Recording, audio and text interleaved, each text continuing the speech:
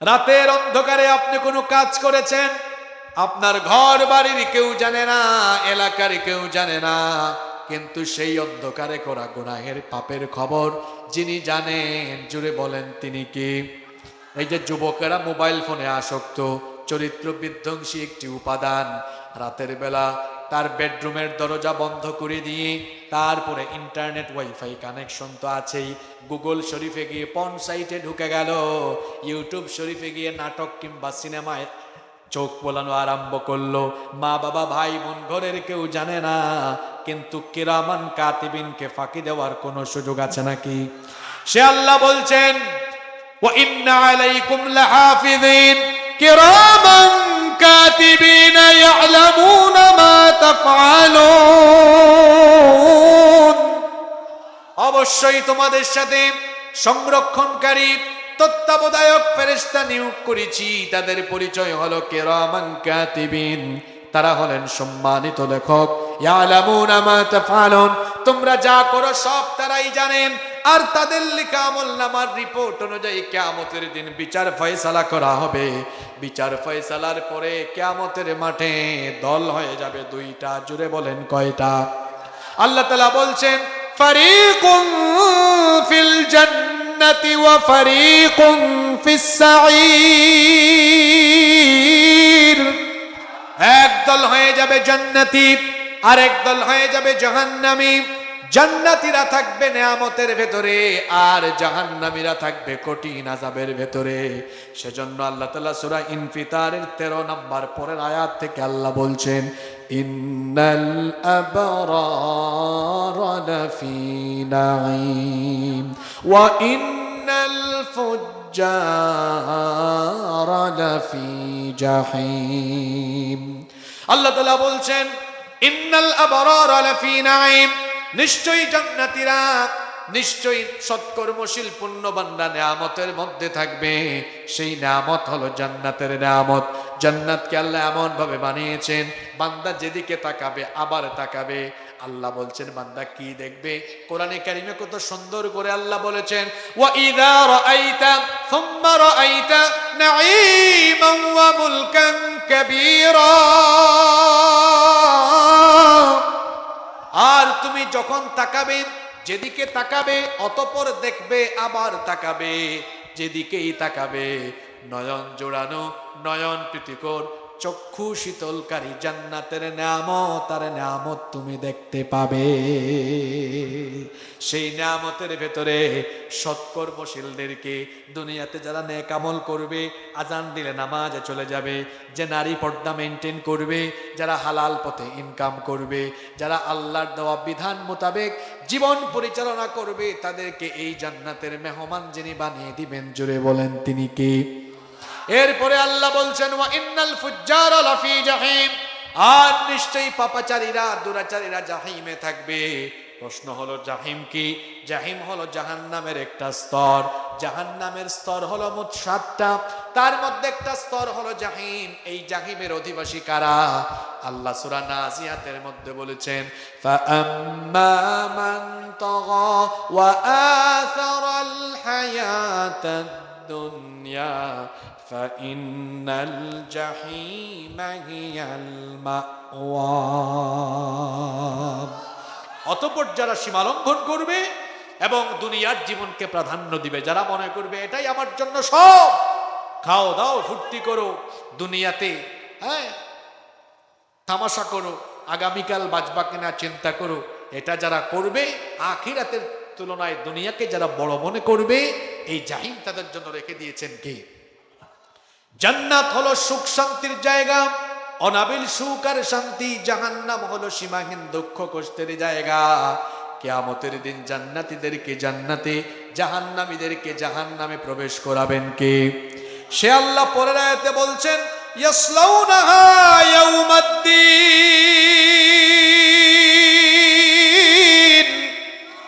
বিচার দিবসে সেদিন সেখানে তাদেরকে প্রবেশ করানো হবে। ওয়া মা হুম আনহা বিগাইবিন, সেখানে কেউ অনুপস্থিত থাকবে না, গায়েব থাকবে না, সকলকে সেখানে প্রবেশ করানো হবে। সে আল্লাহ জিজ্ঞেস করছেন, ওয়া মা আদরাকা মা ইয়াউমুদ্দিন, আল্লাহ জিজ্ঞেস করছেন তোমরা কি জানো বিচার দিবস কি?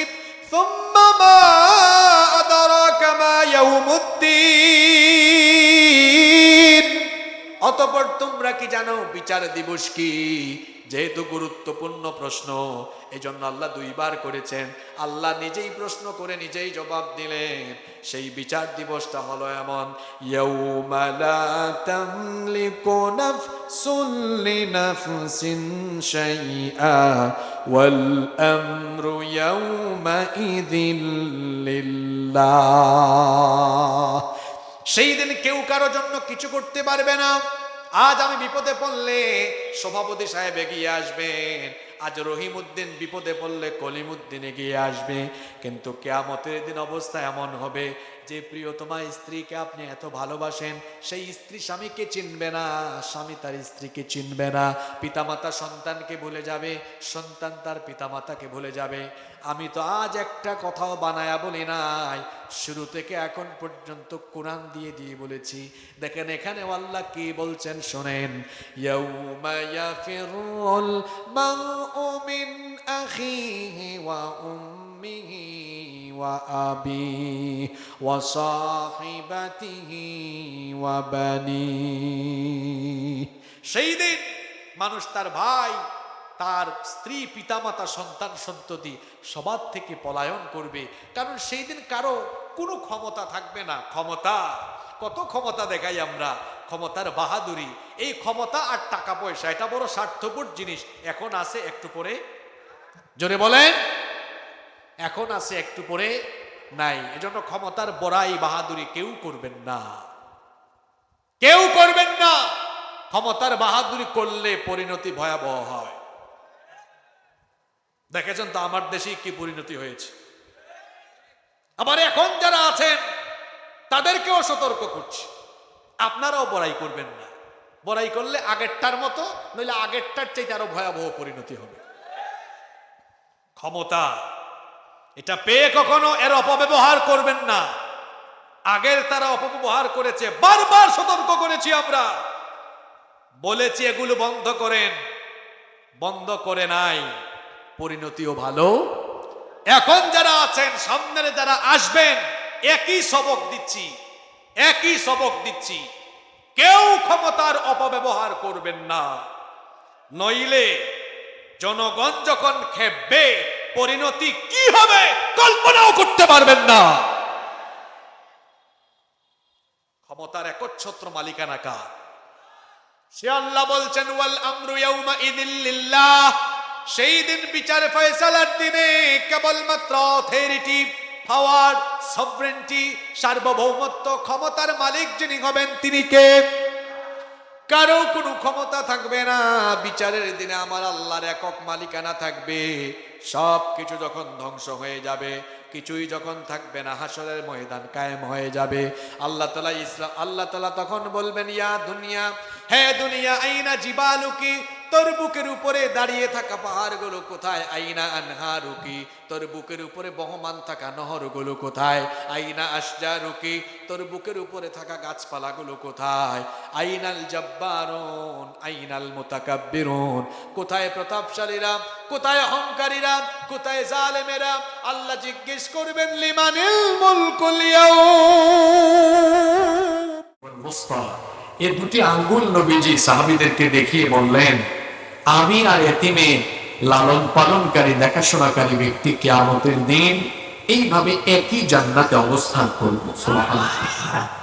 আমাদের এই টাকা দিয়ে এতিমরা এখানে পড়ালেখা করবে, তাদের ভরণ পোষণের বন্দোবস্ত করা হবে। এটি তো আমাদের জন্য বিরাট বড় সুযোগ। একজন সাহাবী এসে নবীজিকে বলেছিলেন, আল্লাহ রাসূল, আমার দিল পাথরের মতো শক্ত হয়ে গিয়েছে, আমার চোখে কান্না আসে না। আল্লাহ নবী বললেন, এতিম দেখলে এতিমের মাথায় হাত বুলিয়ে দিবে, স্নেহের হাত, স্নেহের পরশ বুলিয়ে দিবে, এতিমকে দেখাশোনা করবে, আল্লাহ তোমার হৃদয়কে নরম করে দিবেন। সুবহানাল্লাহ। এই সুযোগ তো না চাইতেই পেয়ে গেলাম। এত সুন্দর একটি কবরস্থান আছে, আর এর পাশেই একটি চমৎকার ইয়াতিমখানা, হাফিজি মাদ্রাসা আছে। আমাদের কিছু অর্থ, আমাদের কিছু সাদাকা এখানে লাগুক, আর দুনিয়া আখেরাতে আমরা এর কল্যাণ পাই। আমরা সবাই চাই কি চাই না? কারা কারা চান একটু হাত তুলেন তো দেখি। মাশাআল্লাহ। বসো, বসো, বসো, বসো, বসো, বসো। হাতগুলো নামান, নামায় নামায় মানুষের পকেটে না ঢুকাইয়া নিজের পকেটে ঢোকান। স্বেচ্ছাসেবক ভাইরা আছেন জামির ভাই, একটু চতুর্দিক থেকে স্বেচ্ছাসেবক ভাইরা ঢুকবে, আমাকে আপনারা 2 মিনিট সহযোগিতা করবেন।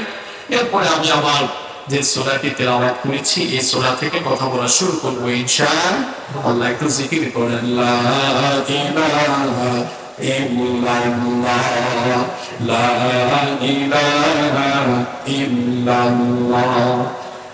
ভাইয়া একটু তাড়াতাড়ি করেন, ভলান্টার ভাইয়া।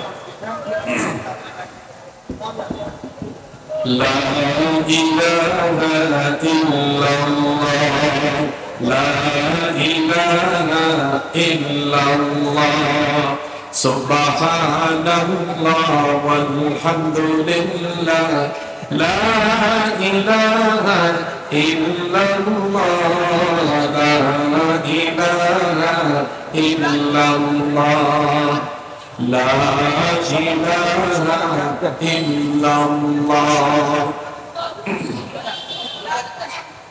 তো জিকির করা যায় না, চুপচাপ না থেকে বলেন, লা ইলাহা ইল্লাল্লাহ, লা ইলাহা ইল্লাল্লাহ, লা ইলাহা ইল্লাল্লাহ, সুবহানাল্লাহ ওয়ালহামদুলিল্লাহ, লা ইলাহা ইল্লাল্লাহ, লা ইলাহা ইল্লাল্লাহ, লা ইলাহা ইল্লাল্লাহ, লা ইলাহা ইল্লাল্লাহ, মুহাম্মাদুর রাসূলুল্লাহ সাল্লাল্লাহু আলাইহি ওয়াসাল্লাম। সম্মানিত উপস্থিতি, আমি আপনাদের সামনে কোরআনুল কারীমের 30তম পারায় অবস্থিত 82 নম্বর সূরা সূরাতুল ইনফিতার তেলাওয়াত করেছি। আল্লাহ তাআলা তৌফিক দিলে এই সূরা থেকে আজকে কিছু কথা বলবো ইনশাআল্লাহ। এই সূরাটি থেকে কথা বলার আগে এই সূরার প্রাথমিক কিছু তথ্য আমি আপনাদের সাথে শেয়ার করতে চাই। আজকে যে সূরা থেকে আমরা কথা বলবো এই সূরাটি কোরআন কারীমের সর্বশেষ পারা অর্থাৎ 30তম পারায় অবস্থিত। কথা বুঝে থাকলে সবাই জবাব দেন তো, আজকের এই আলোচ্য সূরাটি কততম পারায় অবস্থিত? এদিক থেকে আওয়াজ হয় না, কততম পারায়? 30তম পারায় অবস্থিত। এই সূরার সিরিয়াল নাম্বার হলো 82, 82। বলেন দেখি সূরার সিরিয়াল নাম্বার কত? 82। সূরার নাম হলো সূরাতুল ইনফিতার। সবাই বলেন সূরার নাম সূরাতুল ইনফিতার। সবাই বলেন সূরাতুল, পিছন থেকে বলেন সূরাতুল, আবার বলেন, সবাই বলেন।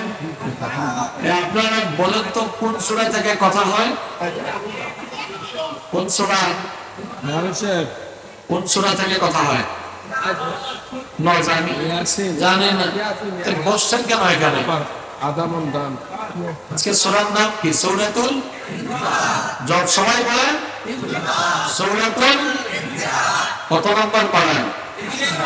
30 নম্বর পারা। সূরার সিরিয়াল নাম্বার 82। সূরাটি নাযিল হয়েছে মক্কায়, এজন্য সূরাটিকে বলা হয় মাক্কিয়া।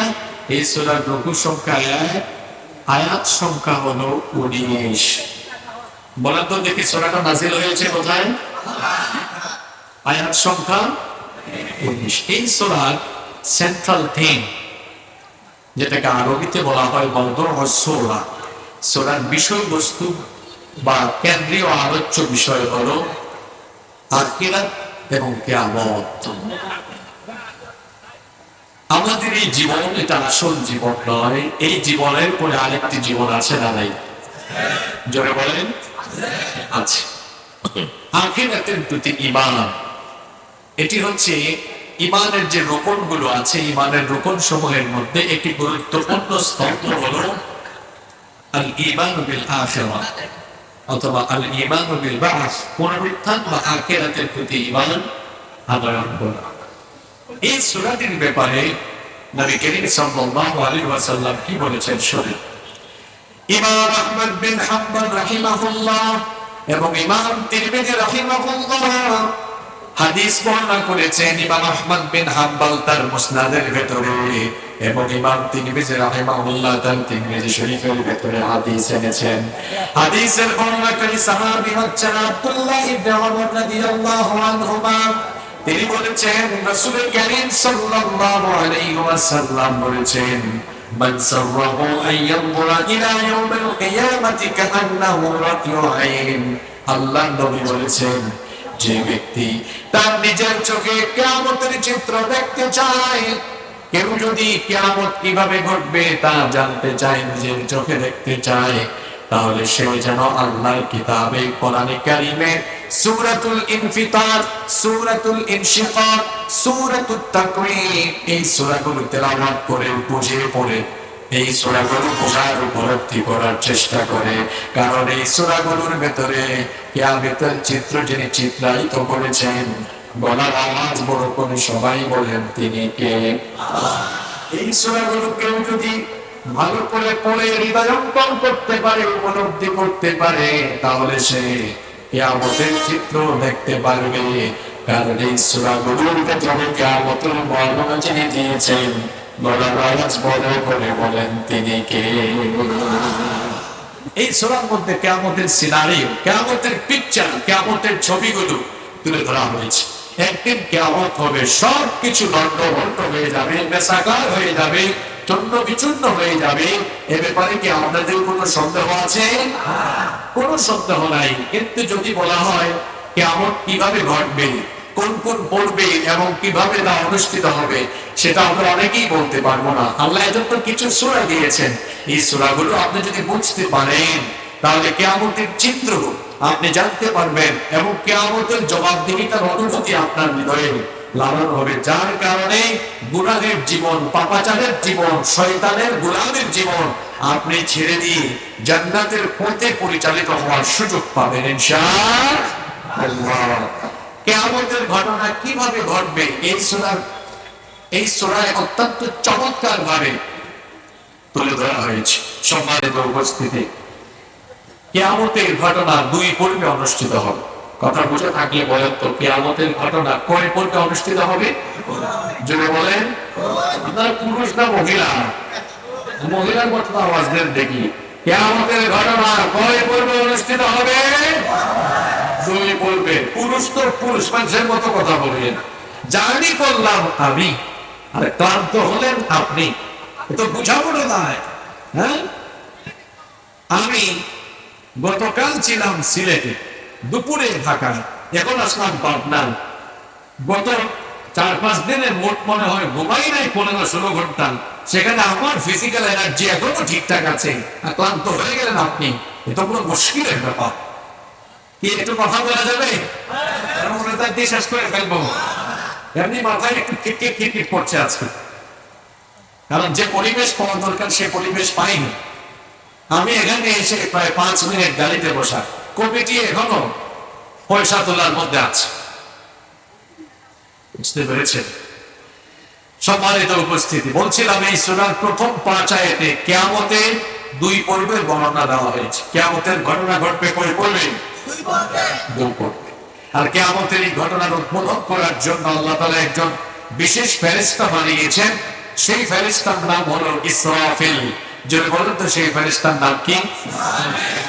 সেই ফেরেশতাকে সৃষ্টি করার পর ওই ফেরেশতাদের মুখের সামনে সিংহা নিয়ে বসে আছেন, আর আরশে আজিমের দিকে তিনি কান পেতে আছেন। কখন আল্লাহ তাআলা তাকে হুকুম করেন, যখনই আল্লাহ তাআলা তাকে হুকুম করবেন, হুকুমের সঙ্গে সঙ্গে তিনি তার সিংহায় ধ্বনি বাজাবেন, সিংহায় ফুৎকার দিবেন। যেই দিন তিনি সিংহায় ফুৎকার দিবেন সেই দিন হলো জুমার দিন। জুমার দিনে সূর্য যখন পশ্চিম আকাশ থেকে উদিত হবে, আল্লাহর হুকুমে ইসরাফিল আলাইহিস সালাম সিংহায় ফুৎকার দিবেন, আর তার এই সিংহার বিকট ধ্বনিতে কিয়ামতের ঘটনা মোট দুই পর্বে অনুষ্ঠিত হবে। তিনিও সিংহায় ফুৎকার দিবেন মোট 2 বার। জোরে বলেন কয়বার? 2 বার সিংহার ধ্বনি দেওয়ার পরে দুই পর্বে দুই রকমের কি চিত্র ঘটবে আল্লাহ তাআলা সূরা ইনফিতারের প্রথম 5 আয়াতে সেটা তুলে ধরেছেন। প্রথম পারে তিনি যখন সিংহায় ফুৎকার দিবেন, মহাবিশ্বের সবকিছু লন্ডভন্ডর চূর্ণ বিচূর্ণ মেসাকার হয়ে যাবে।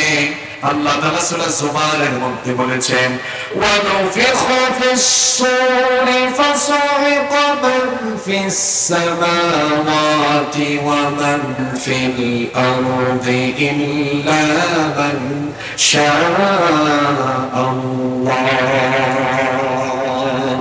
আল্লাহ তাআলা বলছেন, যখন সিংহায় ফুৎকার দেওয়া হবে, আসমান সমূহ এবং জমিনে যা আছে, বিশেষ করে তখন যে সকল নিকৃষ্ট চরিত্রের লোকেরা বেঁচে থাকবে, এদের কানের পর্দা ফেটে গিয়ে বেহুশ হয়ে তারা মারা যাবে। শুধু তাই নয়, আসমান জমিন তখন চূর্ণ বিচূর্ণ লন্ডভন্ড হয়ে যাবে। আপনার ভাইরা বাবারা শুনে চিন্তা করেন, একটু উপলব্ধি করার চেষ্টা করেন, সেই সিংহার ধ্বনি কতটা বিকট হলে পরে কানের পর্দা ফেটে যায়, সেই সিংহার ধ্বনি কতটা ডেঞ্জারাস হলে পরে আসমান জমিন সহ গোটা বিশ্ব চরাচর মহাবিশ্ব উলট পালট লন্ডভন্ড হয়ে যায়। আল্লাহু আকবার। কি অস্বাভাবিক পরিস্থিতি বিরাজ করবে। আল্লাহ বলছেন, ইদাস সামাউ ফাতারাত ওয়া ইদাল কাওয়াকিবু ইনতাফারাত। ইসরাফিলের সিংহার ফুৎকারে তখন আসমান ভিন্ন বিদীর্ণ হয়ে যাবে, আসমান ফেটে যাবে। যে আসমানের কথা বলা হচ্ছে, এই আসমানের সীমানা, এটা কি আমাদের জানা না অজানা? কথা বুঝেন নাই? আসমানের সীমানা আপনার জানা না অজানা? যারা কথা বললো না বলেন, সীমানা কতটুকু বলেন? আপনার পূর্বপুরুষ সবে একত্রিত হয়ে সীমানা বলতে পারবেন? সারাই মূলে থেকে মাথা উঁচা করেন, দেখবেন নীল আসমান। পাবনা শহরে যান, সেখানেও নীল আসমান। ঢাকায় গেলে দেখবেন নীল আসমান। এশিয়ায় থাকবেন নীল আসমান, ইউরোপে যাবেন নীল আসমান, আমেরিকায় যাবেন, আফ্রিকায় যাবেন, পৃথিবীর যেখানেই যান না কেন মাথা উঁচা করলেই দেখবেন নীল আসমান। অসীম এই আসমানের সীমানা পৃথিবীর বিজ্ঞানও জানে না। আশ্চর্যের ব্যাপার হলো, এই অসীম আসমান, এই সুউচ্চ বিস্তৃত আকাশ আমাদের মাথার উপরে আল্লাহ বানালেন। কেউ কি কোনোদিন একটা পিলার দেখেছেন নাকি? এই প্যান্ডেলে দেখেন কতগুলো পিলার আর পিলার, ডানে বামে পিলার আর পিলার। আল্লাহ বলছেন, বান্দা তাকাও আকাশের দিকে। কোরআন কারীমের 13 নম্বর সূরা সূরাতুল রহমানের 2 নম্বর আয়াতে আল্লাহ তাআলা বলছেন, আল্লাহুল্লাযী রাফা'আস সামাওয়াতি বিগাইরি আমাদিন তারাওনাহা সুম্মা ইসতাওয়া আলাল আরশ। তোমাদের মাথার উপরে বিশাল সুউচ্চ সুবিস্তৃত আসমান, এটাকে যিনি পিলার ছাড়া, খুঁটি ছাড়াই তোমাদের মাথার উপরে ঝুলিয়ে রেখেছেন, তিনি কি? কোন পিলার আছে? খুঁটি আছে? কোন খুঁটি নাই। শুধু তাই নয়, এই আসমানকে তো আল্লাহ তাআলা এমনি এমনি বানান নাই, বরং আল্লাহ এই আসমানকে বানিয়েছেন পৃথিবীবাসীর প্রোটেকশনের জন্য, নিরাপত্তার জন্য। এমনি এমনি বানানো হয় না। The sky has been built as a roof for the protection of the earth. আল্লাহ তাআলা এই আসমানকে পৃথিবীবাসীর সুরক্ষার জন্য সুরক্ষিত ছাদ বানিয়েছেন। সুবহানাল্লাহ। আপনার বাসায়, আপনার বাড়িতে টিনের চাল আছে, তারপর ছাদ দিয়েছে। এই ছাদ বা টিনের চাল না থাকলে কি হতো? শীতকালে কুয়াশা পড়তো, গ্রীষ্মকালে রোদের তাপ লাগতো, বর্ষাকালে বৃষ্টি পড়তো। শীত, গ্রীষ্ম, বর্ষা সকল কালে যেন আপনি আপনার বাসার ভেতরে বাচ্চা কাচ্চা সবাইকে নিয়ে সেফ থাকতে পারেন। রোদের আলো, কুয়াশা, বৃষ্টি সবকিছু থেকে যেন সেফলি থাকতে পারেন, এই জন্য আমরা বাসা বাড়ির উপরে চাল দিয়েছি, ছাদ দিয়েছি। তো মাথার উপরে এই যে অজানা অসীম সুউচ্চ সুবিস্তৃত আসমান আল্লাহ দিয়েছেন, এটা কি এমনি এমনি দিয়েছেন? কেন আল্লাহ দিলেন? কোরআনে কারীমের 21 নম্বর সূরা সূরাতুল আম্বিয়া এর 32 নম্বর আয়াতে আল্লাহ সেই কথা বলছেন, ওয়াজআলনাস সামাআ সাকফান মাহফুযা। আল্লাহ তাআলা বলছেন, আমি আসমানকে তোমাদের জন্য সুরক্ষিত ছাদ বানিয়েছি। আজকের মহাকাশ বিজ্ঞান এই আয়াতের তাফসীর বোঝানো সহজ করে দিয়েছে। কারণ মহাশূন্যে কারণ আসমানের উপরে বায়ুমণ্ডলের অসংখ্য উল্কা পিণ্ড আছে। কোন একটা উল্কা যদি কখনো জমিনে পতিত হয়ে যেত, এই পৃথিবীর সব কিছু জলে পুড়ে ভস্মীভূত হয়ে যেত, ছাড়খাড় হয়ে যেত। কোন উল্কা যেন পৃথিবীর দিকে আসতে না পারে, এজন্য আল্লাহ তাআলা আসমান বানালেন। আসমান বানানোর কারণে কোন উল্কা পিণ্ড আসতে পারে না। এর কারণে গোটা পৃথিবীকে আসমানের মাধ্যমে যিনি সুরক্ষিত রাখার ব্যবস্থা করে দিয়েছেন তিনি কে? এই ধরনের আসমান তো একটা নয়, আল্লাহ এই ধরনের আসমান বানিয়েছেন মোট 7টা। কোরআনে কারিমে রব্বুল আলামিন বলেছেন, আল্লাযী খালাকা সাবআ সামাওয়াতিন তিবাকা, তিনি হচ্ছেন সেই মহান সত্তা যিনি 7 আসমান বানিয়েছেন। আল্লাহ তাআলা আমাদের মাথার উপরে মোট আসমান বানিয়েছেন কয়টা? আসতে বলবেন না, জোরে বলেন কয়টা? আপনাদের বিজ্ঞানীরা এখনো প্রথম আসমানের নিচে যে মহাশূন্য আছে, প্রথম আসমানের নিচে অবস্থিত মহাশূন্যে সামান্য নাগাল পেয়েছে। প্রথম আসমানের মহাশূন্যে কি আছে এখনো বিজ্ঞানীরা তার পুরোপুরি আবিষ্কার করতে পারে নাই। আল্লাহু আকবার। এখনো প্রথম আসমানের নিচের মহাশূন্যই পারে নাই, আর তো তার উপরে 6টা বিশাল আসমান বানিয়ে রেখেছেন কে? চিন্তা করেন বাবারা, কলেজের টুকরা ভাইয়েরা, চিন্তা করে শোনেন যে এই ইসরাফিল আলাইহিস সালামের সিংহার ধ্বনি কত বিকট আর কত মারাত্মক।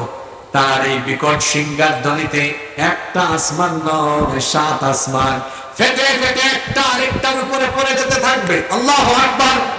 আল্লাহ তাআলা কোরআনে কারীমে বলেছেন, ইয়াউমা নাতুমিস সামাআ কাতাইয়িস সিজিল্লি লিল কুতুব। সূরা আম্বিয়ার 104 নম্বর আয়াত। আল্লাহ বলেছেন, কিতাবের পৃষ্ঠাকে যেভাবে গুটিয়ে ফেলা হয়, 7 আসমানকে রব্বুল আলামিন ইসরাফিলের সিংহার ফুৎকারের উপরে গুটিয়ে ফেলবে।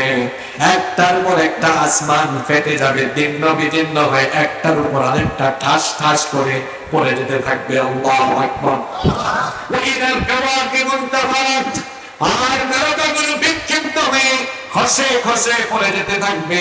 আকাশে যে আল্লাহ তারকাগুলো বানিয়েছে, এই তারকাগুলো ইসরাফিলের সিংহার ফুৎকারে মহাশূন্য থেকে ছিটকে ছিটকে ছিটকে ছিটকে পড়ে যেতে থাকবে। আল্লাহু আকবার। আল্লাহ তাআলা সূরা তাকবীরের মধ্যে বলেছেন, ইদাশ শামসু কুওয়ারাত ওয়া ইদান নুজুমু কাদারাত ওয়া ইদাল জিবালু সুয়িরাত। আল্লাহ তাআলা বলছেন, আর সূর্য যখন আলোহীন হয়ে যাবে, নক্ষত্রাদি যখন খসে পড়ে যাবে, সূর্য চন্দ্র সব সেদিন আলোহীন হয়ে যাবে। ফাইদা বারিকাল বাসার ওয়া খাসাফাল কমার ওয়া জুমিআশ শামসু ওয়াল কমার ইয়াকুলুল ইনসানু ইয়াওমাইদিন আইনাল মাফার। আল্লাহ তাআলা বলেছেন, যখন মানুষের চক্ষু বিস্ফোরিত হয়ে যাবে, সূর্য আর চাঁদকে একাকার করে দেওয়া হবে, চাঁদ আর সূর্য আলোহীন হয়ে যাবে, সূর্যে কোনো আলো থাকবে না, চাঁদে কোনো আলো থাকবে না, নক্ষত্রগুলো খসে খসে পড়ে যেতে থাকবে। এই যে তারাগুলো আসমানে আছে, এই তারাগুলো পৃথিবীর চাইতে ছোট না বড়? জোরে বলেন। সূর্য আমাদের সৌরজগতের সেন্টারে অবস্থিত, পৃথিবী তো একটা গ্রহ। এই সূর্যের ডিস্টেন্স হলো পৃথিবী থেকে 15 কোটি কিলোমিটার দূরে। আল্লাহু আকবার। এই সূর্য হলো পৃথিবীর চাইতে 13 লক্ষ গুণ বড়, অর্থাৎ সূর্যের ভেতরে 13 লক্ষ পৃথিবী ঢুকায় দেওয়া যায়। আল্লাহু আকবার।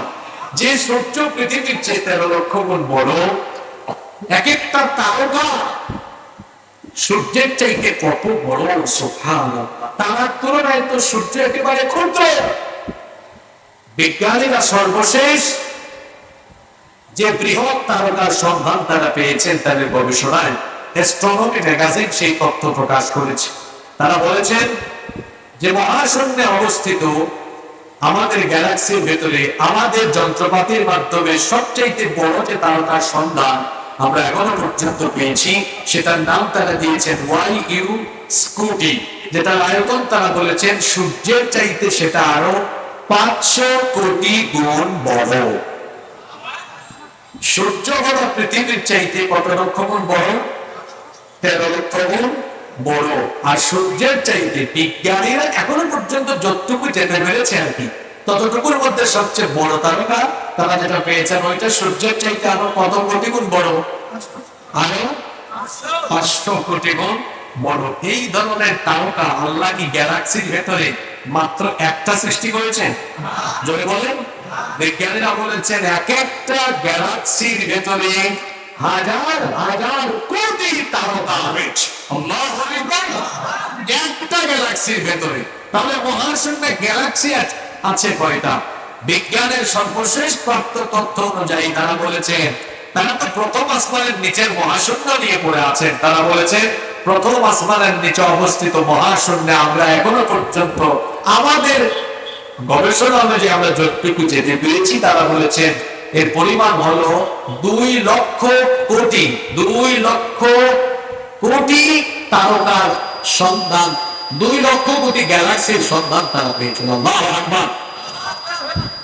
তাহলে চিন্তা করেন তো, এই বিশাল বিশাল তারকাগুলো ইসরাফিল আলাইহিস সালামের সিংহার ফুৎকারে জায়গায় থাকবে না চূর্ণ বিচূর্ণ হয়ে যাবে? যদি বলেন, আমি কি আজকে আমাকে কি মাহফিলে সালাইপুর কবরস্থানের মুদ্রাগুলিকে ধরে এনে তারপর রোবট বানায় রেখে এদের সামনে কি ওয়াজ করানো হচ্ছে নাকি? পাবনায় তো আমি নতুন না, গত 7-8 বছর ধরে কথা বলি। এর মধ্যে মাইক ম্যান ভাই কুৎকার শুরু করেছে না? আমি কি শেষ করে দিব? ভবিষ্যতে এই কাজগুলো করবেন না। এই যে মাঝখান থেকে লোক উঠে এর জন্য কমিটি খুলবেন, তাই এই লোক কতক্ষণ বসবে? তার জায়গায় তো আমি থাকলে আমি বসবো না, কারণ 2 ঘন্টা পরে আমাকে বাথরুমে যাওয়া লাগবে, একবার তো হাজত ছাড়তে হবে। আলোচনার পরিবেশ নষ্ট করে দিয়ে একজন বক্তাকে উঠাবেন, তার কাছে কথা বলতে ভালো লাগবে না। সম্মানিত ভাইরা, বলছিলাম ইসরাফিল আলাইহিস সালামের সিংহার বিকট ধ্বনির কথা। এক সিংহার ফুৎকারে 7 আসমান শেষ, তারকা মণ্ডলী পর্যন্ত খসে খসে পড়ে যেতে থাকবে। আল্লাহু আকবার। এরপরে কি হবে? আল্লাহ বলেছেন ওয়াইদাল বিহারু ফুজ্জিরাত, সাগর ফেটে যাবে। তার আগে সূরায় আল্লাহ বলেছেন ওয়াইদাল বিহারু সুজ্জিরাত, সাগরের মধ্যে আগুন লেগে যাবে। আগের সূরায় বলা হলো আগুন লেগে যাবে, পরের সূরায় বলা হলো ফেটে যাবে। তাহলে কথা কি 2 রকম হয়ে গেল নাকি? না, কথা 2 রকম না, কারণ কোরআনের এক আয়াতের তাফসীর পাওয়া যায় অন্য আয়াতের ভেতরে। আল্লাহ তাআলা আগের সূরায় বলেছেন ওয়াইদাল বিহারু সুজ্জিরাত, আর যখন সাগরে আগুন লেগে যাবে, পরের সূরায় বললেন ওয়াইদাল বিহারু সুজ্জিরাত, আর যখন সাগর ফেটে যাবে।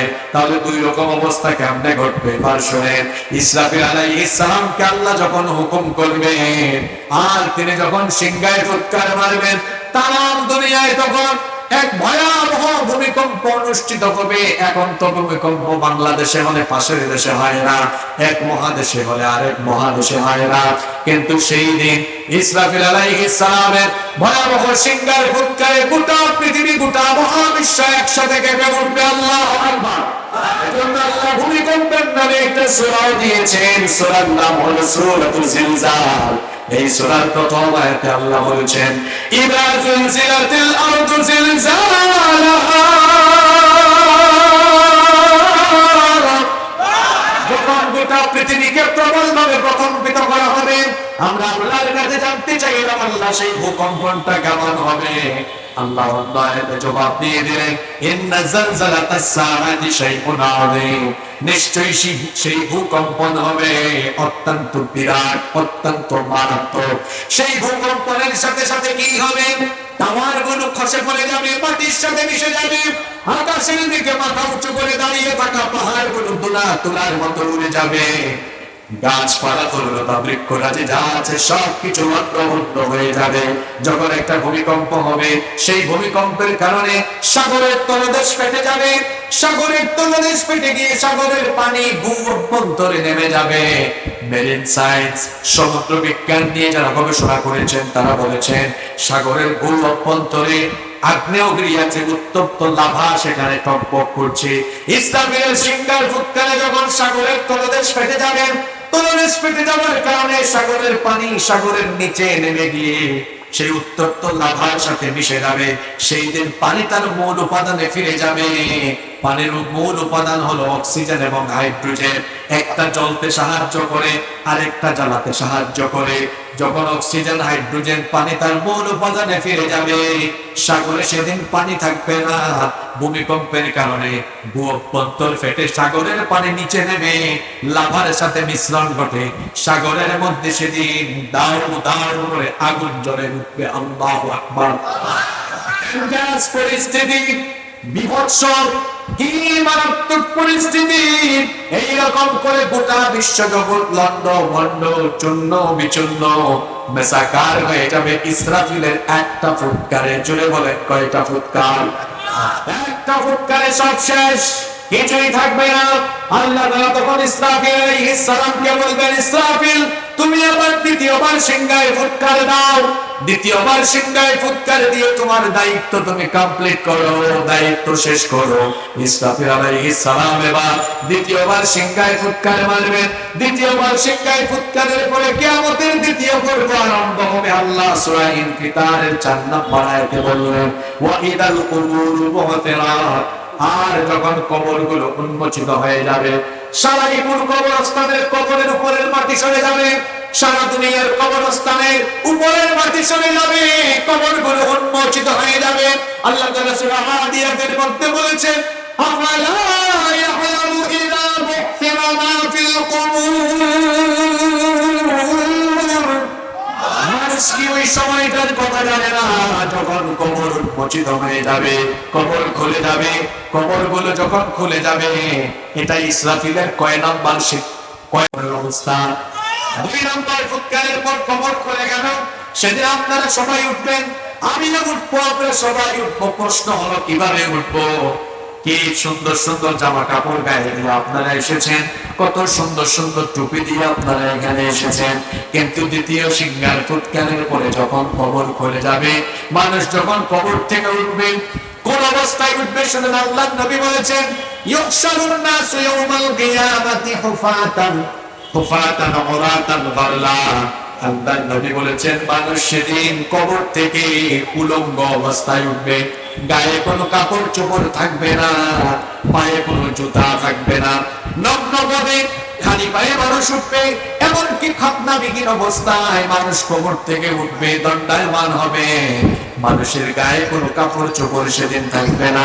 আমাদের মা উম্মুল মুমিনিন আয়েশা রাদিয়াল্লাহু আনহা তিনি বললেন, ও আল্লাহর নবী, গায়ে যদি কারণে কাপড় চোপড় না থাকে, এই রকম যদি উলঙ্গ অবস্থায় কবর থেকে আমরা উঠি, তাহলে আমার কি সেদিন শরম লাগবে না? আমার কি সেদিন লজ্জা লাগবে না? আল্লাহর নবী তখন বললেন, প্রিয়তমা স্ত্রী আমার শোনো, সেই দিন আকাশের ওই সূর্য যেটি পৃথিবী থেকে 9,30,00,000 মাইল দূরে, সেটি মাথার একেবারে নিকটবর্তী চলে আসার কারণে মানুষের পায়ের তলায় কোনো মাটি থাকবে না, মাটি তামায় পরিণত হয়ে যাবে। মানুষের মাথার চাঁদি ফেটে মগজগুলো গুত্রে গুত্রে গলে গলে গলে গলে বেয়ে বেয়ে পড়তে থাকবে। পিপাসার যন্ত্রণায় কাতর হয়ে মানুষের জিহ্বা বের হয়ে কুকুরের মতো নাভিস্থল পর্যন্ত ঝুলতে থাকবে। গোটা হাসরের ময়দান জুড়ে শুধু আহাজারি চিৎকার চেঁচামেচি শোনা যাবে। আল্লাহর সামনে মানুষ দাঁড়াবে, বিচারের সম্মুখীন হবে। এই ভয়ে মানুষ যে সেদিন মাথাটা নিচের দিকে করে রাখবে, উপরের দিকে মাথাটা তোলার সাহস সেদিন করতে পারবে না। ময়দানে মাহশর, হাসরের ময়দানে কবর থেকে উঠে হাজির হয়ে যাবে। আল্লাহ কোরআন আয়াতে বলছেন, আলামাত নাসুম মা কদ্দামাত ওয়া আখারাত। প্রতিটি মানুষকে তার আগের পরের সবকিছু জানিয়ে দেওয়া হবে। আপনি আপনার জীবনে যা করেছেন সবকিছু হাসরের ময়দানে যার হুকুমে ফাঁস করে দেওয়া হবে। তিনি কে? হাসতে বলবেন না, জোরে বলেন তিনি কে? আমরা এসেছিলাম কার কাছ থেকে, চলে যাবো কার কাছে? সে আল্লাহ বলছেন, এই যে তুমি মাঝখানে কয়েকটা দিন দুনিয়াতে আছো, তুমি কি করে আমাকে ভুলে গেলে? তুমি কেমনে আমার সাথে নাফরমানি করলে? কেমনে আমার বিধান লঙ্ঘন করলে? আমি তোমাকে বানালাম, আমি তোমাকে পাঠালাম, আমার কাছে আসবে, আমার সামনাসামনি বিচারের সম্মুখীন হবে। সুতরাং বান্দারে, তোমার কাছে আমার প্রশ্ন হলো, এবার 6 নম্বর আয়াত আল্লাহ আপনাকে প্রশ্ন করছেন, ইয়া আইয়ুহাল ইনসানু মা গররাকা বিরাব্বিকাল কারীম। হে মানুষ, কোন জিনিস তোমাকে তোমার মহান রব সম্পর্কে গাফেল করে ফেললো? কোন জিনিস তোমার রব সম্পর্কে তোমাকে ধোঁকায় ফেলে রাখলো? আযান দিয়ে তুমি নামাজে যাও না, তুমি পর্দা মেইনটেইন করে চলো না, তুমি তোমার স্ত্রীর হক আদায় করো না, পিতা মাতার খেদমত করো না, কোরআনের আন্দোলনের সাথে না থেকে তার বিরোধিতা করো, তুমি ইসলামের বিরুদ্ধে কাজ করো, সুযোগ পেলে সুদ খাও, ঘুষ খাও, অন্যায় করো, দুর্নীতি করো, মানুষের উপর জুলুম করো, আমি তোমাকে পাঠালাম, আমার কাছে আসবে, আমার সামনে বিচারের সম্মুখীন হবে। সুতরাং কোন জিনিস তোমাকে তোমার মহান রব সম্পর্কে ধোঁকায় ফেলে রাখলো, গাফেল করে রাখলো? কেমনে তুমি আমার সাথে সীমা লঙ্ঘন করো, নাফরমানি করো, অথচ আমি তোমার সেই আল্লাহ। আল্লাহ পরের আয়াতে বলছেন, আল্লাযী খালাকাকা ফাসাওয়াকা ফাআদালাক ফি আইয়ি সূরাতিন মা শাআ রাক্কাবাক। তিনি তোমাকে সৃষ্টি করেছেন, শুধু সৃষ্টি করেননি, বরং তিনি তোমাকে সৃষ্টির উপরে সুঠাম এবং সুসামঞ্জস্যপূর্ণ করেছেন। এরপরে ফি আইয়ি সূরাতিন মা শাআ রাক্কাবাক, তিনি যেমনটা সুরত দিতে চেয়েছেন ঠিক তেমনটা সুরত দিয়ে কত সুন্দর করে আমাদেরকে বানিয়েছেন কে? আল্লাহ বলছেন, কি করে আমার নাফরমানি করো? তুমি তো কিছুই ছিলে না, তোমার ওজন এখন 60 কেজি, 70 কেজি, 80 কেজি, কিন্তু তুমি তো একটা সময় কিছুই ছিলে না। সূরা ইনসানের প্রথম আয়াতে আল্লাহ বলছেন, হাল আতাল ইনসানি হিনুম মিনাদ দাহরি লাম ইয়াকুন শাইআম মাযকুরা।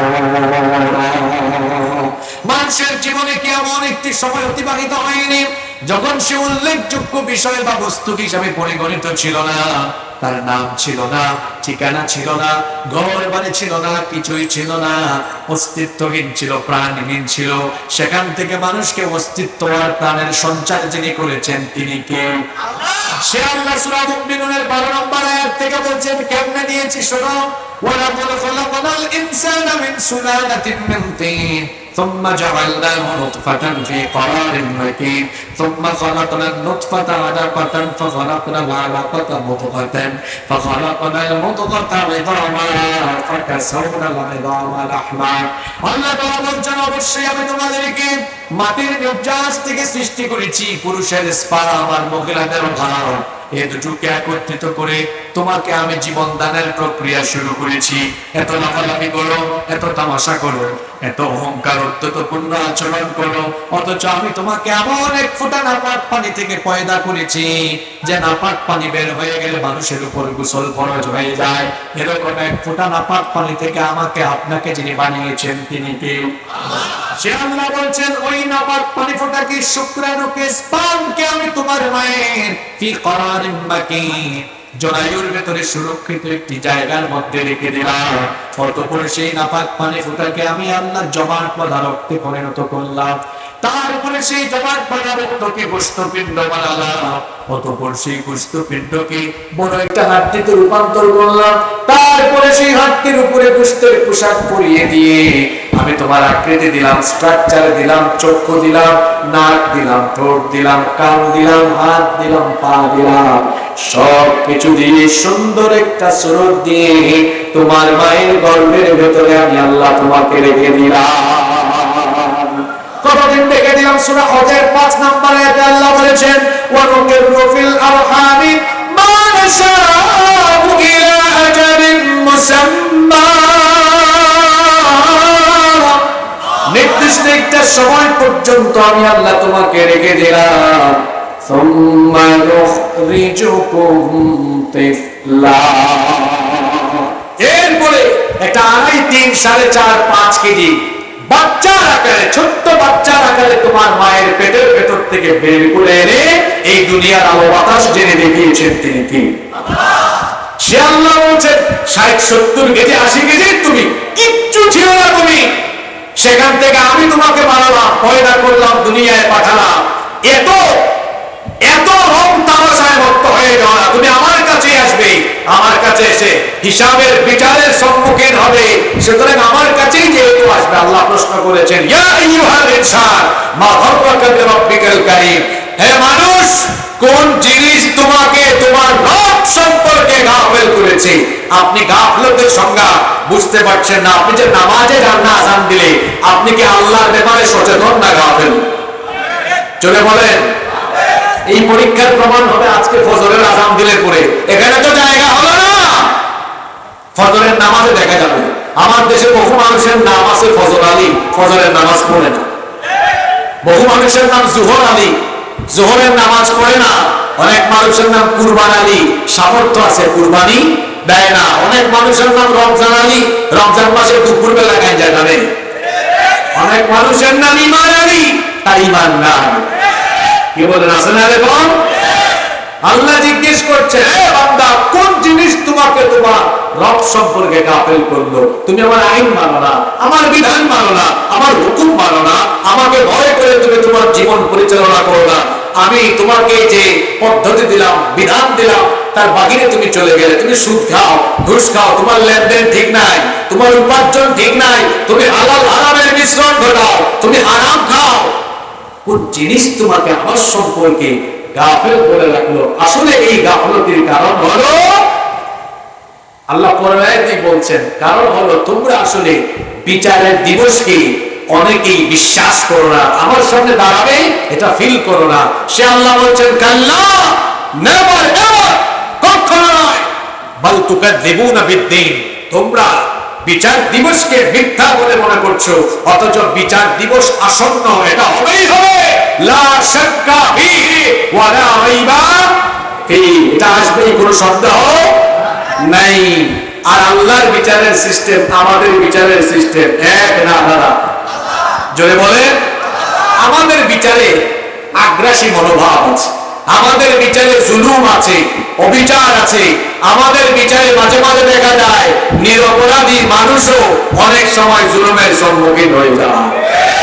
আমাদের বিচারে দেখা যায় নিরপরাধ মানুষ, ওই যে অপরাধ করে একজন সাজা পায়, আরেকজন বাস পুড়িয়েছে, একজন মামলা খাইছে, আরেকজন। এরকম মাঝে মাঝে হয় কি হয় না? যদি বলেন হয় কি হয় না? আল্লাহর বিচারের সিস্টেম এরকম নয়। আল্লাহর বিচারের সিস্টেম হচ্ছে আলাদা। ওয়ালা ইয়াযলিমু রাব্বুকা আহাদা, তোমার রব কারো উপরে জুলুম করেন? সে আল্লাহ বলছেন অবশ্যই বিচার হবে। তোমরা মনে করছো আমার সামনে হাজির হবে না, অবশ্যই হাজির হবে। আর পৃথিবীতে যা আমি তোমাকে দিয়েছি এমনি এমনি ছেড়ে দেই নাই, সবার সাথে তত্ত্বাবধায়ক নিযুক্ত করে দিয়েছেন কি? সে আল্লাহ তাআলা বলছেন, ওয়া ইন্না আলাইকুম লাহাফিযিন, আর নিশ্চয়ই তোমাদের প্রত্যেকের সাথে তত্ত্বাবধায়ক দারওয়ান ফেরেশতা নিয়োগ করে দিয়েছি। বান্দা কোথায় যাবে, তুমি কি করবে, কোন কাজ করো, সবকিছু তোমার রেকর্ড করার ব্যবস্থা করেছি। আমি তোমাদের প্রত্যেকের সাথে ফেরেশতা দিয়েছি দুইজন। জুড়ে বলেন কয়জন?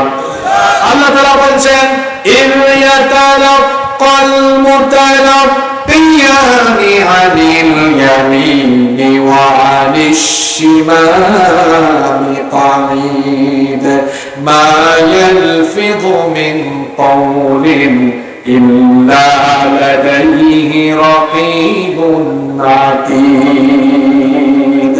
আল্লাহ তাআলা বলছেন, ডানে এবং বামে দুজন ফেরেশতা যখন কর্মলিপি গ্রহণ করে, ডানে ফেরেশতা তিনি সুকর্ম ভালো ভালো কাজগুলো লিপিবদ্ধ করে, বামের ফেরেশতা অপকর্মগুলো লিপিবদ্ধ করে। আর তারা হলো এমন ফেরেশতা, মা ইয়ালফিযু মিন কাওলিন ইল্লা লাদাইহি রাকীবুন আতীদ, বান্দার জবান থেকে এমন কোন লফজ, এমন কোন শব্দ বের হয় না যেটা তারা লিখে না, সবকিছুই তারা লিখছে।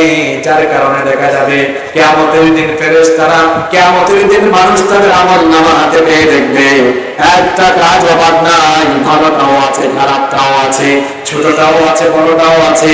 তখন তারা বলবে, লা ইউগাদিরু সগীরাতান ওয়ালা কাবীরাতান ইল্লা আহসাহা, কেমন আমলনামা দেওয়া হলো, ছোট বড় কোনো কিছুই বাকি নাই, সবকিছু রেকর্ড করে রাখার ব্যবস্থা করেছেন কে?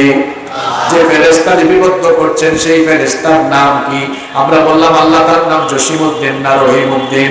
আল্লাহ এবার বললেন তাদের নাম, ঠিকানা, পরিচয় হলো কিরামান كاتبين يعلمون ما تفعلون এরা হলো সম্মানিত লেখক কিরামান কাতিবিন সম্মানিত লেখক আল্লাহ তাআলা কি শব্দ চয়ন দেখেন সম্মানিত লেখক অর্থাৎ এমন কোন কাজ তারা করেন না যা অসম্মানজনক হয় যেমন আমরা মাঝে মাঝে অনেক মানুষের নাম আছে আব্দুল করিম কিন্তু কামকাজ ভালো না অনেক মানুষ সম্মানিত চেয়ারে বসে সম্মানিত জায়গায় বসেও অসম্মানের কাজ করে না জোরে বলেন করে না সম্মানিত জায়গায় বসে অসম্মানের কাজ করে কিন্তু এই যে ফেরেশতা আল্লাহ তাআলা বলছেন এই ফেরেশতারা হলেন এমন এরা অসম্মানের কোনো কাজ করেন না এরা যখন আমলনামা লিখেন তখন পক্ষপাত দুষ্ট আচরণ করেন না কারো পক্ষে লেখা কম লেখা কারো পক্ষে বেশি লেখা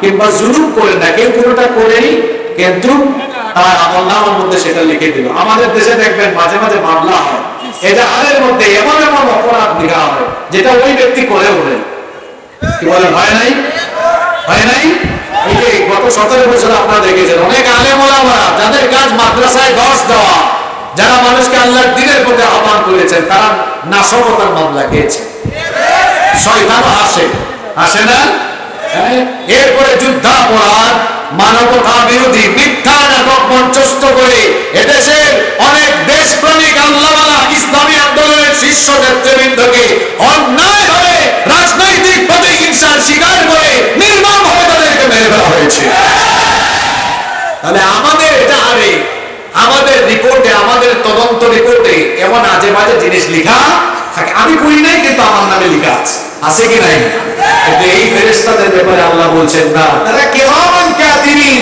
সম্মানিত লেখক তারা পক্ষপাত দুষ্ট আচরণ করেন না কারো উপর জুলুম করেন না এমনকি তারা বিনিময় গ্রহণ করেন না কারো থেকে ঘুষ খান না যে ঘুষ খায় উল্টাপাল্টা লিখে দিল অথবা ঘুষ খায় আপনার পক্ষে লিখে দিল এটা তাদের স্বভাব নয় এটা তাদের চরিত্র নয় আর সেই ফেরেশতাদের আরেকটা বৈশিষ্ট্য হলো রাতের অন্ধকারে আপনি কোনো কাজ করেছেন আপনার ঘর বাড়ির কেউ জানে না এলাকার কেউ জানে না কিন্তু সেই অন্ধকারে করা গুনাহের পাপের খবর যিনি জানেন জুড়ে বলেন তিনি কি এই যে যুবকেরা মোবাইল ফোনে আসক্ত চরিত্র বিধ্বংসী একটি উপাদান রাতের বেলা তার বেডরুমের দরজা বন্ধ করে দিয়ে তারপরে ইন্টারনেট ওয়াইফাই কানেকশন তো আছেই গুগল শরীফে গিয়ে পর্ন সাইটে ঢুকে গেল ইউটিউব শরীফে গিয়ে নাটক কিংবা সিনেমায় চোখ বোলানো আরম্ভ করলো মা বাবা ভাই বোন ঘরের কেউ জানে না কিন্তু কিরামান কাতিবিনকে ফাঁকি দেওয়ার কোনো সুযোগ আছে নাকি সে আল্লাহ বলছেন ওয়া ইন্না আলাইকুম লাহাফিযিন কিরামান কাতিবিন ইয়ালামুনা মা তাফআলুন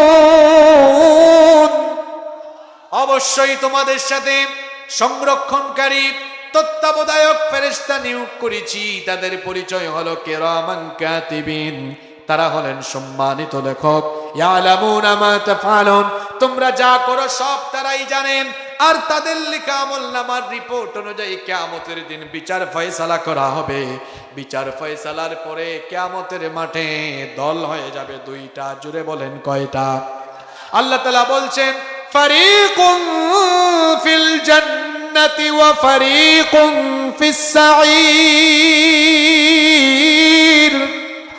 একদল হয়ে যাবে জান্নাতি আর একদল হয়ে যাবে জাহান্নামী জান্নাতীরা থাকবে নিয়ামতের ভেতরে আর জাহান্নামীরা থাকবে কঠিন আযাবের ভেতরে সেজন্য আল্লাহ তাআলা সূরা ইনফিতারের 13 নম্বর পরের আয়াত থেকে আল্লাহ বলছেন ইন্নাল আবরারা লাফি নাঈম ওয়া ইন্নাল ফুজ্জারা লাফি জাহিম আল্লাহ তাআলা বলছেন ইন্নাল আবরারা লাফি নাঈম নিশ্চয়ই জান্নাতীরা নিশ্চয়ই সৎকর্মশীল পুণ্যবানরা নিয়ামতের মধ্যে থাকবে সেই নিয়ামত হলো জান্নাতের নিয়ামত জান্নাতকে আল্লাহ এমন ভাবে বানিয়েছেন বান্দা যেদিকে তাকাবে আবার তাকাবে আল্লাহ বলছেন বান্দা কি দেখবে কোরআনে কারিমে কত সুন্দর করে আল্লাহ বলেছেন ওয়া ইযা রাআইতা সুম্মা রাআইতা নাঈমান ওয়া মুলকান কাবীরা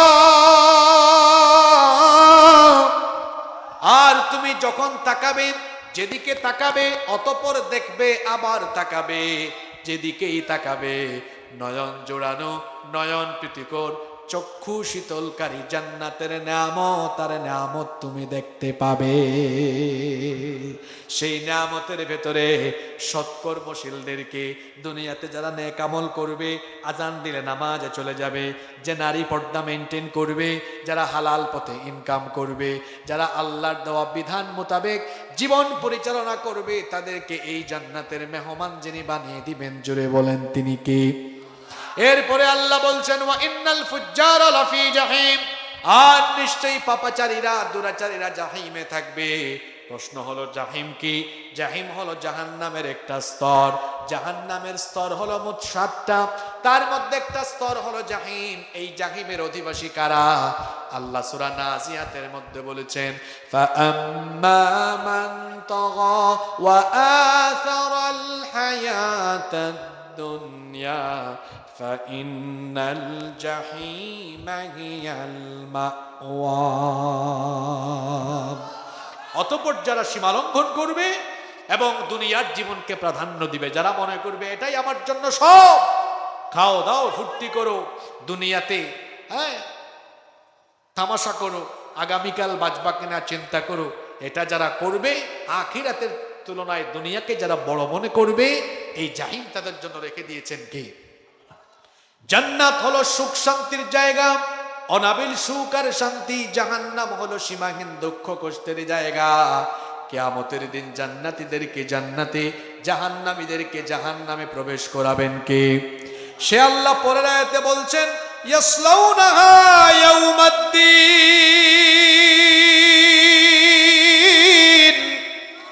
বিচার দিবসে সেদিন সেখানে তাদেরকে প্রবেশ করানো হবে।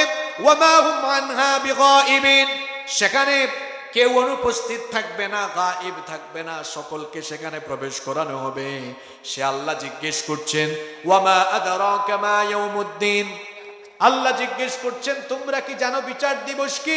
সুম্মা মা আদরাকা মা ইয়াউমুদ্দিন, অতঃপর তোমরা কি জানো বিচার দিবস কি?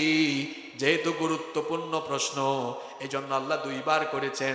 আল্লাহ নিজেই প্রশ্ন করে নিজেই জবাব দিলেন। সেই বিচার দিবসটা হলো এমন, ইয়াউমা লা তামলিকু নাফসুন লিনাফসিন শাইআ ওয়াল আমরু ইয়াউমা ইযিল লিল্লাহ। সেই দিন কেউ কারো জন্য কিছু করতে পারবে না।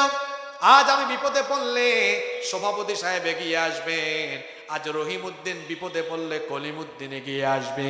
কিন্তু কিয়ামতের দিন অবস্থা এমন হবে যে প্রিয়তমা স্ত্রীকে আপনি এত ভালোবাসেন, সেই স্ত্রী স্বামীকে চিনবে না, স্বামী তার স্ত্রীকে চিনবে না, পিতামাতা সন্তানকে ভুলে যাবে, সন্তান তার পিতামাতাকে ভুলে যাবে। আমি তো আজ একটা কথাও বানায়া বলি নাই, শুরু থেকে এখন পর্যন্ত কোরআন দিয়ে দিয়ে বলেছি। দেখেন এখানে আল্লাহ কি বলছেন শোনেন, ইয়াউমা ইয়াফিরুল মারউ মিন আখিহি ওয়া উম্মিহি ওয়া আবিহি ওয়া সাহিবাতিহি ওয়া বানিহি। সেই দিন মানুষ তার ভাই, তার স্ত্রী, পিতামাতা, সন্তান সন্ততি সবার থেকে পলায়ন করবে। কারণ সেই দিন কারো কোনো ক্ষমতা থাকবে না। ক্ষমতা, কত ক্ষমতা দেখাই আমরা, ক্ষমতার বাহাদুরি। এই ক্ষমতা আর টাকা পয়সা এটা বড় স্বার্থপর জিনিস। এখন আছে একটু পরে, জোরে বলেন, এখন আছে একটু পরে নাই। এজন্য ক্ষমতার বড়াই বাহাদুরি কেউ করবেন না, কেউ করবেন না। ক্ষমতার বাহাদুরি করলে পরিণতি ভয়াবহ হয়। দেখেছেন তো আমার দেশে কি পরিণতি হয়েছে। আবার এখন যারা আছেন তাদেরকেও সতর্ক করছি, আপনারাও বড়াই করবেন না। বড়াই করলে আগেরটার মতো, নইলে আগেরটার চাইতে আরো ভয়াবহ পরিণতি হবে। ক্ষমতা এটা পেয়ে কখনো এর অপব্যবহার করবেন না। আগের তারা অপব্যবহার করেছে, বারবার সতর্ক করেছি আমরা, বলেছি এগুলো বন্ধ করেন, বন্ধ করে নাই, পরিণতিও ভালো। এখন যারা আছেন, সামনে যারা আসবেন, একই সবক দিচ্ছি, একই সবক দিচ্ছি। কেউ ক্ষমতার অপব্যবহার করবেন না, নইলে জনগণ যখন খেপবে পরিণতি কি হবে কল্পনাও করতে পারবেন না। ক্ষমতার একচ্ছত্র মালিকানা কার? সে আল্লাহ বলছেন ওয়াল আমরু ইয়াউমা ইযিল লিল্লাহ, সেই দিন বিচার ফয়সালার দিনে কেবলমাত্র অথরিটি, পাওয়ার, সভরেন্টি, সার্বভৌমত্ব, ক্ষমতার মালিক যিনি হবেন তিনি কে? কারো কোনো ক্ষমতা থাকবে না। বিচারের দিনে আমার আল্লাহর একক মালিকানা থাকবে। সব কিছু যখন ধ্বংস হয়ে যাবে, কিছুই যখন থাকবে না, হাসরের ময়দান কায়েম হয়ে যাবে। আল্লাহ তাআলা তখন বলবেন ইয়া দুনিয়া, হে দুনিয়া, আইনা জিবালুকি, তোর বুকের উপরে দাঁড়িয়ে থাকা পাহাড়গুলো কোথায়? আইনা আনহারুকি, তোর বুকের উপরে বহমান থাকা নহরগুলো কোথায়? আইনা আশজারুকি, তোর বুকের উপরে থাকা গাছপালাগুলো কোথায়? আইনাল জব্বারুন আইনাল মুতাকাব্বিরুন, কোথায় প্রতাপশালীরা, কোথায় অহংকারীরা, কোথায় জালেমেরা? আল্লাহ জিজ্ঞেস করবেন লিমানিল মুলকুল ইয়াউম, আজকে ক্ষমতা কার? আপনারা কেউ কেউ জবাব দিয়েছেন, কিন্তু জবাব দেওয়ার জন্য আপনারা কেউ সেদিন থাকবেন না, আমিও থাকবো না, কেউ থাকবে না। আল্লাহ নিজে প্রশ্ন করে নিজেই জবাব দিবেন, লিল্লাহিল ওয়াহিদিল কাহ্হার, আজ ক্ষমতা কেবল একজনের, তিনি কে? আল মুলকু ইয়াউমা ইদিনিল হাক্কু লিররহমান ওয়া কানা ইয়াওমান আলাল কাফিরিনা আসীরা। সেই দিন রহমানের মালিকানায় সব থাকবে, কাফিরদের জন্য, সীমা লঙ্ঘনকারীদের জন্য, পাপাচারী দুরাচারীদের জন্য সেই দিনটা হয়ে যাবে বড় কঠিন। সেই দিন ফয়সালা হবে আমল অনুযায়ী, আমল ভালো হলে ফয়সালা ভালো হবে, আমল খারাপ তো ফয়সালা খারাপ। এই জন্য আমরা যদি আমাদের সফলতা চাই, যদি ভালো ফয়সালা চাই, জান্নাত যদি চাই, এই দুনিয়ার জীবনকে আল্লাহর দেওয়া বিধান মোতাবেক গঠন করার দরকার আছে না নাই? সেজন্য আজান হলে মসজিদে যাব, নামাজগুলো জামাতে আদায় করব, পিতামাতার সাথে বেয়াদবি করব না। আল্লাহর পরে আমার জন্য পিতামাতার আনুগত্য করা ফরজ না নফল? এক জায়গায় পিতামাতার আনুগত্য করা যায় না, সেটা হলো পিতামাতা যদি সন্তানকে শিরকের ব্যাপারে বাধ্যবাধকতামূলক বা জোর জবরদস্তি করে, এই কাজে পিতামাতার আনুগত্য করা যায় না। নইলে পিতামাতা যদি কাফির হয়, আল্লাহ বলেছেন ওয়াসাহিবহুমা ফিদ দুনিয়া মারুফা, পিতামাতা কাফির হলেও পিতামাতার সাথে দুনিয়ায় ভালো আচরণ করতে হবে, শিক্ষা দিয়েছেন কে? এজন্য খবরদার, 5 ওয়াক্ত নামাজি আমল ভালো, কিন্তু পিতামাতাকে আঘাত দিয়েছেন, সব আমলকে বরবাদ করে দিবেন কে? এজন্য পিতামাতাকে কষ্ট দিবেন না, স্ত্রীকে কষ্ট দিবেন না, স্ত্রীর সাথে ভালো আচরণ করবেন। আজকে কি মহিলা প্যান্ডেল আছে? নাই। আপনারা শুনে যান, মহিলাদের ব্যাপারে বলছি, বিবাহিত ভাইয়েরা শুনেন, স্ত্রীর সাথে খারাপ আচরণ করবেন না। একটা মেয়ে, চিন্তা করেন, এইখানে পুরুষ আর নারীর পার্থক্য। একটা পুরুষ সারা জীবন তার পরিবারের লোকজনের সাথে থাকে, কিন্তু একটা মেয়ে তার বাবা মা, তার ভাই বোন, তার দাদা দাদি সব ছিন্ন করে আপনার সাথে সংসার করার জন্য চলে আসে। সুবহানাল্লাহ। মেয়েরা হলো প্রজাপতির মতো। প্রজাপতি চিনেন আপনারা? এটাকে জুড়ে চেপে ধরলে কি হয়? হ্যাঁ, মরে যায়। আবার আস্তে ধরলে কি করে? উড়ে যায়। আস্তে ধরলে উড়ে যায়, চেপে ধরলে উড়ে যায়। স্ত্রীদের সাথে ভালো আচরণ করবে। আর কাদের বউয়ের সাথে ঝামেলা, এদের চেহারা দেখলে বোঝা যায়। কারণ স্ত্রীর সাথে ঝামেলা করবেন, তরকারিতে লবণ লাগবে না, মশলাপাতি ঠিক মতো পড়বে না। আর বউকে ভালোবাসেন, বউ যখন কেয়ার করবে, খাবার দাবার মজা হবে। বুঝতে পেরেছেন?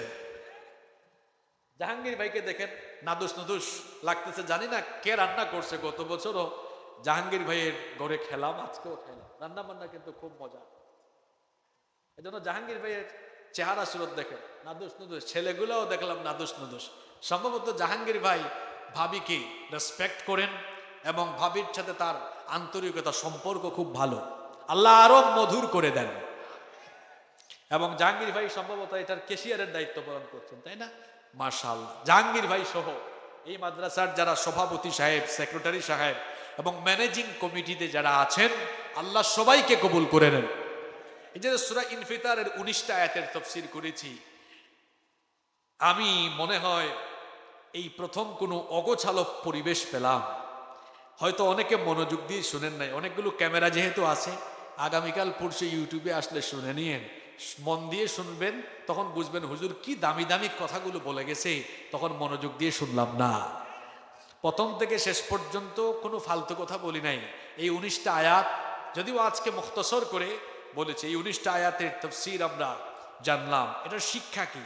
এই জীবন শেষ জীবন নয়, আমাকে প্রস্তুতি নিতে হবে। আমাকে এখানে পাঠানো হয়েছে প্রস্তুতির জন্য। সেই প্রস্তুতি কিসের? আখিরাতের, কিয়ামতের। এখানে আমাকে দেওয়া হয় নাই লুটপাট করার জন্য, পৃথিবীতে পাঠানো হয় নাই আমাকে বেঈমানি করার জন্য, দুর্নীতি করার জন্য, গুনাহ করার জন্য। আমাকে পাঠানো হয়েছে আমার রবের গুলামি করার জন্য।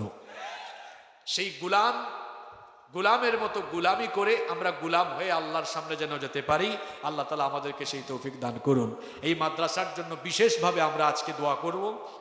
এই হাফেজি মাদ্রাসা এতিমখানাকে আপনারা যেভাবে সকলে মিলে ভালোবেসে ঐক্যবদ্ধভাবে এগিয়ে নিয়ে যাচ্ছেন, এভাবে আপনারা সামনের দিনগুলোকে এই মাদ্রাসাকে আপনারা এভাবে এগিয়ে নিয়ে যাবেন। আল্লাহ যেন সবাইকে সেই তৌফিক দান করেন। গজল শুনতে হলে গজলের হুজুরকে দাওয়াত দিবেন।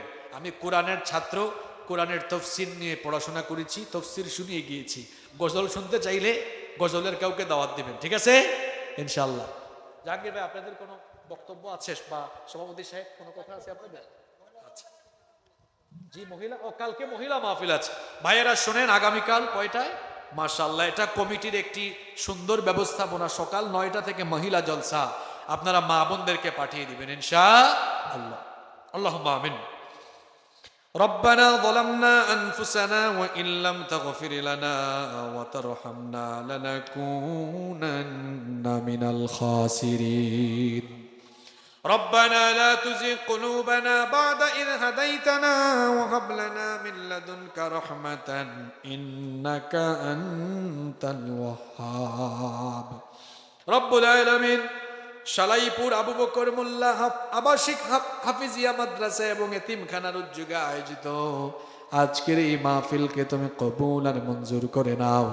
আজকের এই মাহফিলে সেই বিকেল থেকে সন্ধ্যা থেকে নিয়ে গভীর রজনী পর্যন্ত তোমার কোরআন পাগল বান্দারা নীরবে বসে বসে তোমার কোরআন থেকে আলোচনা শুনেছেন।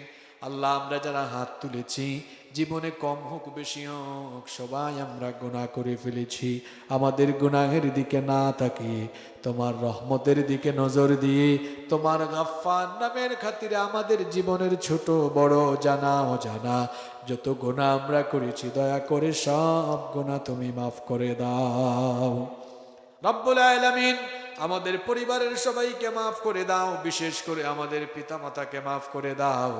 আমাদের পিতামাতা যাদের দুনিয়া ছেড়ে কবরের বাসিন্দা হয়ে গিয়েছেন, কবরগুলোকে জান্নাতুল ফেরদাউস বানিয়ে দাও।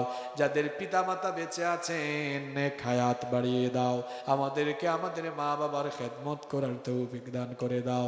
আল্লাহুম্মা গফিরলি ওয়া লিওয়ালিদাইয়া ওয়া কুর রাব্বিরহামহুমা কামা ربياني صغيرا رب ارحمهما كما ربياني صغيرا رب العالمين। আমাদের আত্মীয় স্বজন যারা কবরে চলে গিয়েছেন তাদেরকে মাফ করে দাও। আমাদের মধ্যে যারা অসুস্থ তাদেরকে তুমি শিফা দান করে দাও রব্বুল আলামিন। আজকের এই মাহফিলের আয়োজনকে তুমি কবুল আর মঞ্জুর করে নাও। যারা টাকা দিয়ে পয়সা দিয়ে যে যেভাবে সহযোগিতা করেছেন সবাইকে মাফ করে দাও। আজকে যারা দান সদকা করলেন সবার দান সদকা তুমি কবুল করে নাও। এই মাহফিলের যারা ইন্তজাম করলেন এবং মাহফিলের সাথে যারা আমরা শামিল হয়েছি, কিয়ামতের দিন এই মাহফিলকে আমাদের জন্য নাজাতের ওয়াসিলা বানিয়ে দিও রব্বুল আলামিন। এই মাদ্রাসাকে কবুল করে নাও, ইয়াতিমখানাকে কবুল করে নাও। এটি যারা পরিচালনা করছেন প্রতিষ্ঠাতা থেকে নিয়ে এখন পর্যন্ত যারা যারা এর সাথে জড়িত সম্পৃক্ত, আল্লাহ সবার জীবনের গুনাহগুলো মাফ করে দাও, সবাইকে তুমি দ্বীনের জন্য কবুল করে নাও। আজকের মাহফিলের সম্মানিত সভাপতি, প্রধান অতিথি, বিশেষ অতিথি সহ যারা বরেণ্য অতিথি ছিলেন সবাইকে মাফ করে দাও। আল্লাহ আমাদের সবাইকে তুমি দ্বীনের জন্য কবুল করে নাও।